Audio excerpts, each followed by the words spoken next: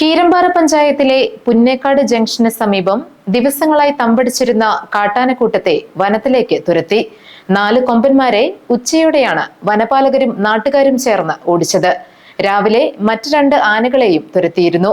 പ്ലാന്റേഷനിൽ നിരന്തരം ആനകൾ തമ്പടിക്കുന്നതിൽ നാട്ടുകാർ ഭീതിയിലാണ്. ആനശല്യം ഇല്ലാതാക്കാൻ പെരിയാർ തീരത്ത് ട്രഞ്ച് താഴ്ത്തണമെന്നാണ് നാട്ടുകാരുടെ ആവശ്യം. ഏകദേശം 6ഓളം ആനകൾ നമ്മൾ ഈ ഭാഗത്തുണ്ടായിരുന്നു. 2 ആനകൾ ചേലമല ഭാഗത്തുനിന്ന് രാവിലെ തുരത്തിയിരുന്നു. ഉച്ച കഴിഞ്ഞ് നമ്മൾ പുന്നേക്കാട് ഭാഗത്തുണ്ടായിരുന്ന 4 ആനകളെയും കൂടെ കിടത്തിയിട്ടുണ്ട്. ആന പുഴ കടന്ന് പോകാൻ സാധ്യതകളേറെയാണ്. പുന്നേക്കാടിന് സമീപത്തെ പ്ലാന്റേഷനിൽ ഏതാനും ദിവസങ്ങളായി തമ്പടിച്ചിരുന്ന ആനക്കൂട്ടത്തെയാണ് വനത്തിലേക്ക് തുരത്തിയത്. 4 കൊമ്പന്മാരാണ് ഉണ്ടായിരുന്നത്. ഇവയെ ഉച്ചയോടെ ഓടിച്ച് പെരിയാറിന് മറുകരയുള്ള വനത്തിലേക്ക് കടത്തുകയായിരുന്നു. മറ്റ് 2 ആനകളെ രാവിലെ തന്നെ ഓടിച്ചു വിട്ടിരുന്നു.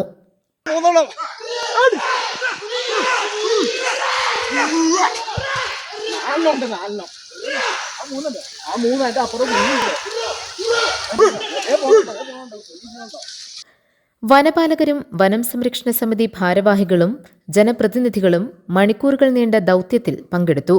ചേലമല പ്രദേശം കേന്ദ്രീകരിച്ച് ആനശല്യം വീണ്ടും ശക്തമാകുന്നതിൽ സമീപവാസികൾ ആശങ്കയിലാണ്. കഴിഞ്ഞ രാത്രിയിൽ പുന്നേക്കാട് തട്ടേക്കാട് റോഡിന് സമീപത്ത് ആന ഏറെ നേരം നിലയുറപ്പിച്ചിരുന്നു. നാട്ടുകാർ മുന്നറിയിപ്പ് നൽകിയാണ് റോഡിലൂടെ യാത്രക്കാരെ കടത്തിവിട്ടത്. ഇതിനു മുമ്പ് ഒട്ടേറെ തവണ ആനകളെ സമാന രീതിയിൽ തുരത്തിയിട്ടുള്ളതാണ്. ഏറെ വൈകാതെ മടങ്ങിയെത്തുകയും ചെയ്യും. ഇത്തവണയും അതുതന്നെ പ്രതീക്ഷിക്കണം. ഫെൻസിംഗ് തകർത്താണ് ആനകൾ പ്ലാന്റേഷനിലേക്കും ജനവാസ മേഖലകളിലേക്കും എത്തുന്നത്. 7 കിലോമീറ്റർ വനാതിർത്തിയിൽ ട്രഞ്ച് താഴ്ത്തിയാൽ ആനശല്യം ശാശ്വതമായി തടയാനാകുമെന്ന് വനം സംരക്ഷണ സമിതി ഭാരവാഹി ജോളി പറഞ്ഞു. മേഖലയിൽ കാട്ടാനശല്യം രൂക്ഷമാണ്.